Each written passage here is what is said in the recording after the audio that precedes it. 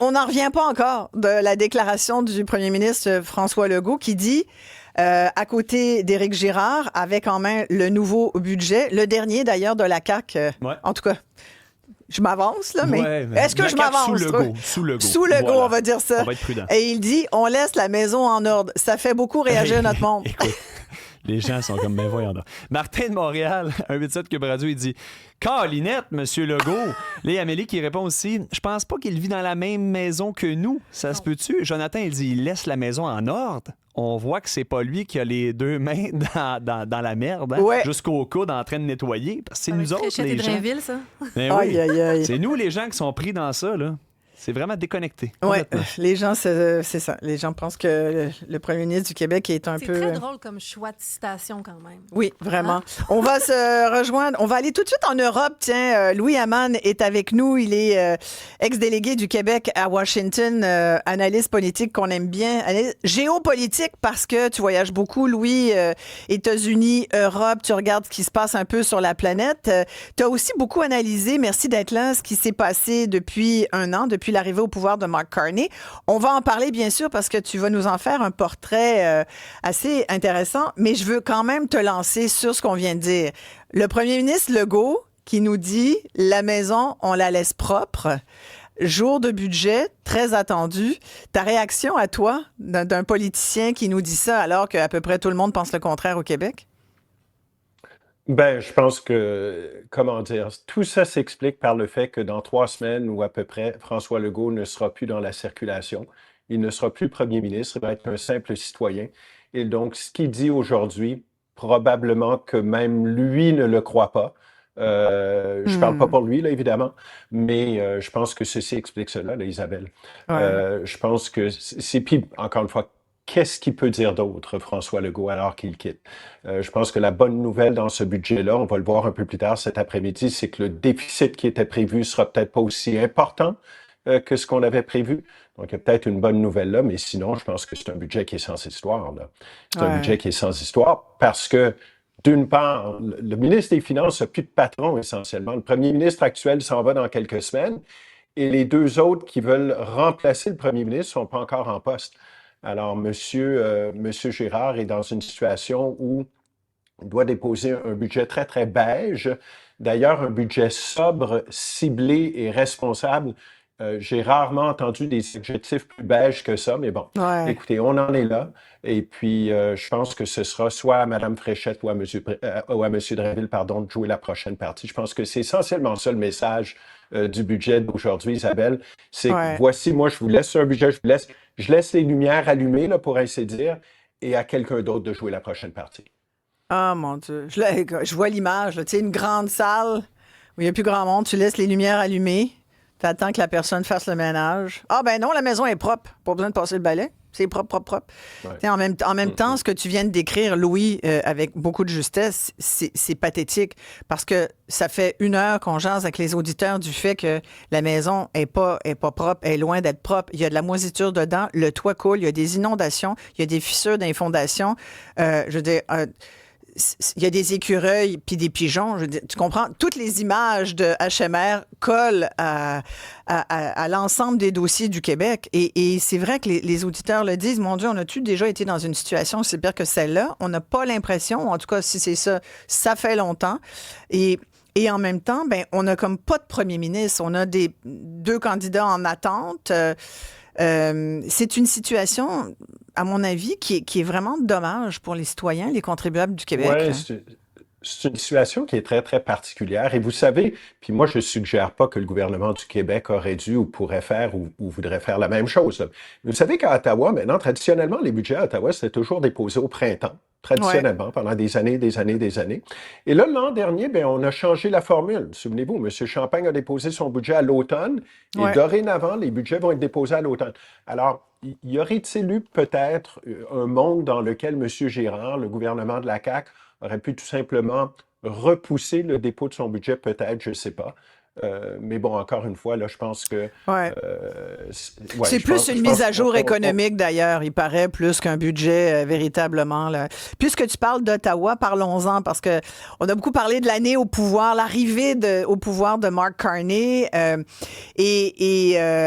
Bon, sincèrement, il y a eu beaucoup de fluctuations. On s'attendait à quoi finalement? Et tu sais, on a dit beaucoup de choses, puis on dirait que les gens sont surpris, agréablement surpris, tu dirais, Louis?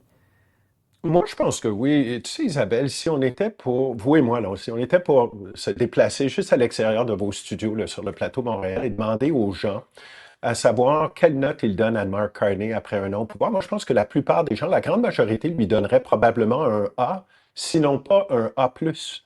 Ah oui. Hey, Alors, regarde, ben, qu'est-ce qui... Ben, tu me permets de poser la question direct. On n'ira pas dans la rue, on va aller direct Ben là. oui, directement. Ouais. Êtes-vous satisfait de la première année de Mark Carney au pouvoir? Quelle note vous lui donnez? Ben oui, sur 10, sur 100 pourcentage, comme vous voulez. Moi, j'aime ça en 1,87. pourcentage. Comme ça, tu c'est peux bien. plus jouer. 1-877-827-2346, 187 Cube Radio. Ouais. Donc, toi, tu lui donnes Ben, combien, Monsieur Carney? moi, je lui donne une très, très bonne note. Là. Je rentrerai pas. Là. Moi, je suis pas. Vous savez, moi, je suis pas dans des affaires de bulletins chiffrés. Là. Alors, moi, je vais lui donner une bonne. Je vais lui donner une Mais très toi, t'es bonne note A+, mettons, t'es A, A+, Ben, B+. moi, je suis dans le A. Là. Je suis quelque Ouais. part dans le A. Parce que quand on regarde, là, qu'est-ce qui ressort de la première année de Mark Carney, Isabelle? Quand on regarde ça, premièrement, moi, je pense que ce qui ressort d'abord et avant tout, c'est littéralement le changement, la métamorphose qu'il a opérée sur l'échiquier politique canadien. Là. Souvenez-vous, il y a un an, le Parti libéral du Canada était donné pour mort. Ouais. Mark Carney arrive en scène. Les libéraux remportent l'élection et là, un an plus tard, les libéraux sont à la portée d'une majorité. Là, probablement qu'ils l'auront dans quelques semaines, leur majorité. L'autre truc qui ressort, moi, je pense, c'est toute l'ambition et l'audace de M. Carney. Cette ambition de vouloir complètement transformer, redessiner le paysage économico-industriel du Canada par le biais de ces fameux grands projets d'intérêt national. Et l'audace de M. Carney aussi, d'avoir, et ça on en a discuté souvent, vous et moi ensemble, d'avoir carrément piqué le programme du Parti conservateur. Des grands bouts, en tout cas, des grands bouts, ouais. Sans que personne n'ait crié gare, avec à la clé des transfuges à répétition, non seulement de la droite, mais de la gauche également. On l'a vu il n'y a pas plus tard que 10 jours. Alors, il y a ça, mais moi, surtout, ce qui ressort quand on regarde la première année de Mark Carney, c'est l'image, Isabelle, d'un premier ministre que j'appellerais un premier ministre aéroplan. C'est-à-dire que le premier ministre Carney, là, quelques jours après son élection l'an dernier, ou quelques jours après être devenu premier ministre l'an dernier, il a pris l'avion, il est monté à bord de son avion, il est parti pour Paris, Londres, et 26 déplacements plus tard, un an plus tard, on l'a à peine vu à Ottawa, là, M. Carney. Hey, c'est vrai Alors, qu'il moi, doit en je pense accumuler que- des 1000 aéroplans. Ça, c'est sûr. Ouais. Ben, C'est il est d'ailleurs- plus souvent à c'est- l'étranger qu'autrement.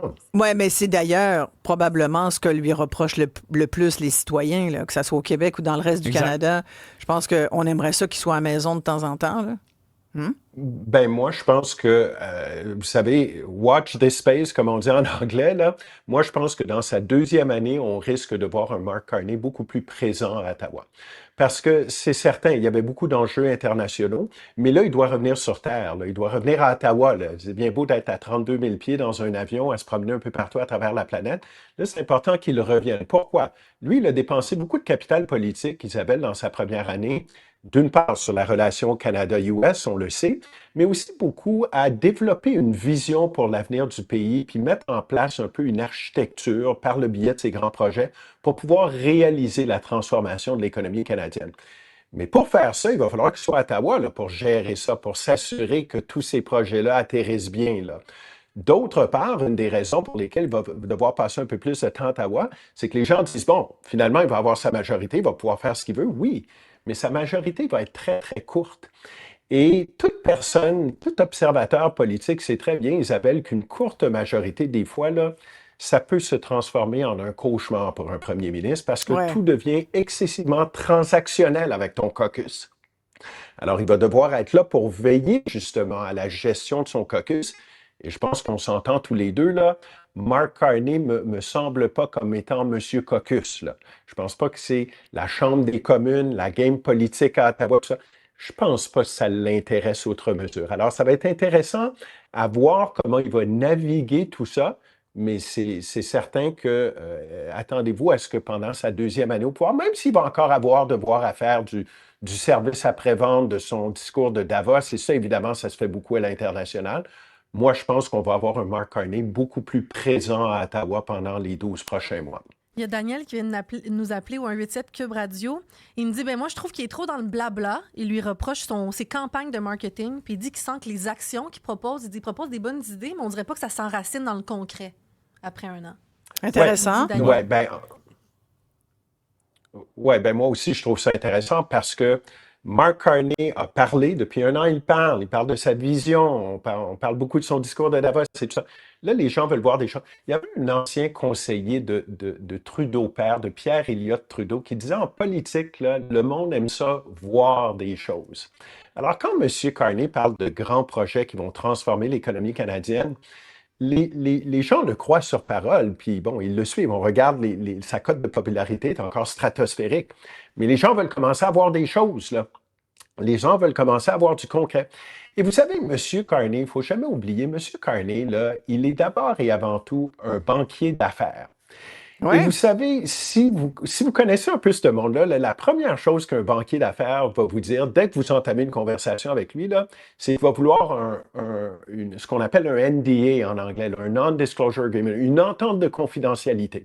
Mm-hmm. Alors, la confidentialité et l'opacité, moi, ce que j'appelle l'opacité volontaire, là, ça fait partie de la géographie mentale de Mark Carney. On l'a vu d'ailleurs avec la guerre au Proche-Orient. Là, il n'a pas tout dit, il en a dit une partie, puis souvent, il a un peu cette attitude de dire, écoutez, là, laissez-moi régler ça, là, je sais de quoi je parle, je sais ce que je fais, inquiétez-vous pas, laissez-moi ça à moi. En politique, vous savez, l'opacité volontaire puis la confidentialité, là, on est plutôt dans un monde en politique où la transparence, l'hyper-transparence est vraiment votre monnaie d'échange. Oui, mais j'ai l'impression qu'il va y avoir des ajustements à faire. Oui. En même temps, j'ai l'impression que chaque fois qu'il ouvre la bouche aujourd'hui, il a comme trouvé l'espèce de ton pour rassurer les gens. Fait que même si, effectivement, on le voit, il a l'impression de décider tout seul, mais quand il revient après qu'on l'ait critiqué, il finit par calmer tout le monde. T'sais. Enfin, c'est une perception. Ouais. On a un auditeur, Florence, au bout du fil. Au téléphone. Bonjour, Roland. Oui, bonjour, Isabelle. Bonjour. Moi, je lui donne pas plus que 50 OK. 50 Par rapport de 50 comme votre invité dit, là, moi, je le vois pas, M. Carney. Il est pas ici. Il est parti, il fait des voyages autour de la planète. Je trouve qu'il nous communique pas de choses concrètes comme quoi qu'il a signé qu'on va avoir quelque chose en retour de tous ces voyages. Fait que... Mais il a redoré quand même l'image du Canada, en tout cas en Inde, en Chine. Oui, mais c'est ça. Oui, parce que M. Trudeau, lui, nous avait calé un petit peu ce côté-là. Oui. Oui, un petit peu beaucoup. Parce que moi, j'avais pas aimé son déguisement. Là. Écoute, tu représentes un pays, tu as un uniforme, tu prends ton uniforme, puis tu te présentes avec ton uniforme, puis on va t'aimer ou on va te détester. Voilà. Merci beaucoup de votre appel. On va à la pause ici, mais on a plein de commentaires d'auditeurs. On va vous lire. Beaucoup de gens qui donnent toutes sortes de notes à notre premier ministre du Canada. On va revenir, bien sûr, avec l'analyse de notre invité. Louis Hamman, restez là tout le monde.